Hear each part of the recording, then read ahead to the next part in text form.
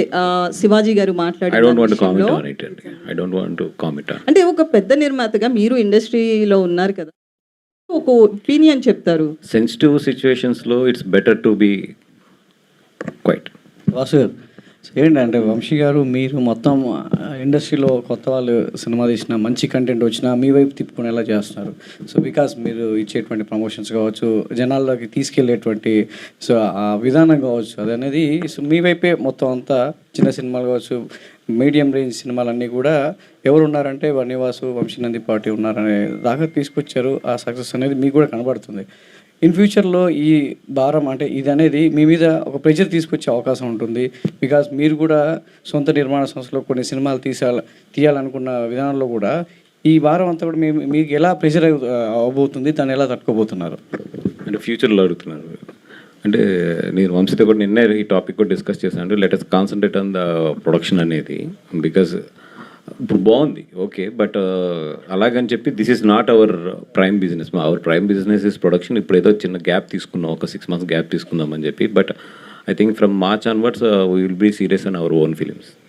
అంటే మీరు ఇచ్చిన 2 ఫిలిమ్స్లో సో ఎప్పటిదాకా ఎవరికి తెలియని అంటే జనాల్లోనే ఆడియన్స్లో ఉన్న ఒకరు సో సూపర్ స్టార్గా స్క్రీన్ మీదకి వచ్చేసి థియేటర్లో ఆడియన్స్ ముందు నేను ఒకలాగా హీరో అవ్వచ్చు అని నిరూపించిన వాళ్ళు ఇద్దరు. సో ఒకటి లిటిల్ ఆర్ట్స్ కావచ్చు, 2 రాజు వెడ్స్ రాంబాయ్. సో ఇందులో కూడా మన రాజు వెడ్స్ రాంబాయ్ యాక్టివ్ ఉన్నారు. ఇప్పుడు త్రిగుణ్ కూడా చాలా వరకు ఎదురు చూస్తున్నాడు ఆ సక్సెస్ కోసం. ఇది సో అదే గ్రూప్ ఫిలింలో ఎవరికి ఎంతవరకు ఈ సినిమా అనేది మైలేజ్ ఇస్తుంది? More than anybody director take away అండి ఇది. బికాజ్ నలుగురు కూడా ఈక్వల్ పార్ట్స్లో ఉన్నారు. బట్ అందరికన్నా కూడా సినిమా అయినప్పటికీ మీకు కనిపించేది డైరెక్టరే కనబడతాడు ఈ సినిమాకి. డైరెక్టర్ గారు సరే ఇలాంటి జోనర్ సినిమాలకి సో ఒక కథ మెయిన్ ప్లాట్ రివీల్ అయితే నెక్స్ట్ ఆడియన్కి తెలిసిపోతే థియేటర్కి రావడానికి కొంచెం వెనకడుగు వేస్తాడు. అలా కాకుండా రిపీట్ వాల్యూ ఎంతవరకు ఉంటుంది ఆ కథలో?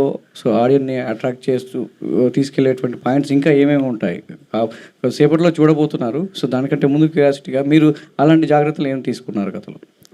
షూర్ అండి. ఇప్పుడు ఫస్ట్ ఏంటంటే దీనికి ఉన్న మేజర్ అసెట్ ప్రెడిక్టబిలిటీ ఉండదు సార్.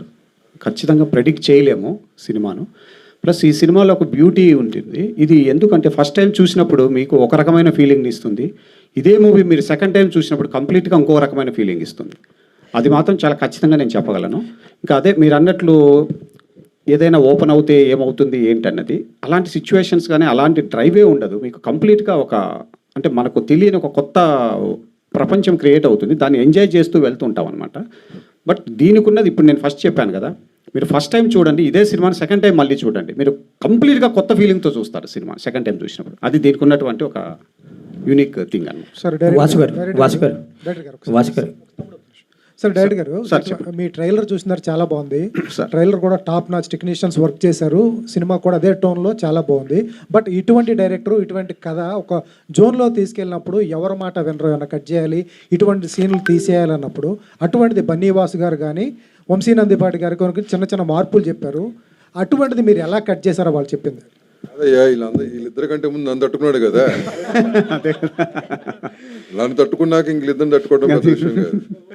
సరే వాసు గారు లేదు సార్, అదే సార్ ఇక్కడ కట్ చేయడము యాడ్ చేయడం అన్నది ఏం లేదు సార్. ఇప్పుడు ఎందుకంటే యాజ్ ఎ డైరెక్టర్గా మనం ఒక ఫిల్మ్ చేసేప్పుడు మనం ఒక విజన్తో సినిమాని చేసుకుంటూ వెళ్తాం సార్. ఆ చేసుకుంటూ వెళ్ళేటప్పుడు ఫిల్మ్ అంతా మనకున్నటువంటి ఒక దీని ప్రకారం ఫిల్మ్ తయారవుతుంది. ఖచ్చితంగా దాన్ని ఫ్రెష్ మైండ్తో బయట నుండి వచ్చి చూసిన వాళ్ళకు సార్ యాజ్ అన్ ఆడియన్స్ అంటే వీళ్ళు కూడా యాజ్ ఎ డిస్ట్రిబ్యూటర్స్ లాగానో యాజ్ అన్ మన ఏమంటారు ఒక ప్రొడ్యూసర్స్ లాగానో వాళ్ళు చూడరు. ఎవరైనా కావచ్చు. నేను డైరెక్టర్నైనా నేను ఒక ఫిల్మ్ చూసేటప్పుడు నేను డైరెక్టర్ అన్నది మర్చిపోతాను. నేను ఫ్రెష్గా ఒక ఆడియన్స్ లాగే మనం సినిమాని చూస్తాం. అప్పుడు చూసినప్పుడు ఏంటంటే ఆ డ్రైవ్లో ఎక్కడైనా మనకు అనిపించినది ఏంటి అన్నది. ఎందుకంటే మేము ఒక 1 year 1.5 year ఒక విపరీతంగా ఇష్టపడ్డ తర్వాత స్క్రిప్ట్ను ఒక ఫ్లోలో ఉంటామన్నమాట. ఆ ఫ్లోను బయట నుండి మళ్ళీ ఫ్రెష్ మైండ్తో చూసినప్పుడు ఆ చూసిన వాళ్ళు కూడా అదే ఇప్పుడు అన్నట్లు దామోదర్